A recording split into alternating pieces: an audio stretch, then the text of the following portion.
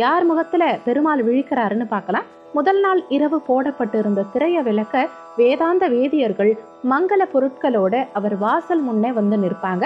பின் அவர் சன்னதி முன்னின்று கௌசல்யா சுப்ரஜா ராமபூர்வா அப்படிங்கிற சுப்ரபாரத மந்திரத்தை வேத கோஷங்களை ஓதுவாங்க. தலைமை குழு திருசன்னதியின் தங்கவாயில் முன்னாடி நின்னுக்கிட்டு அன்னமாச்சாரியாரின் பூபால கீர்த்தனைகளும் தொண்டரடி கோடி ஆழ்வாரின் திருப்பள்ளி எழுச்சி மங்களகரமா இசைக்கப்படும்.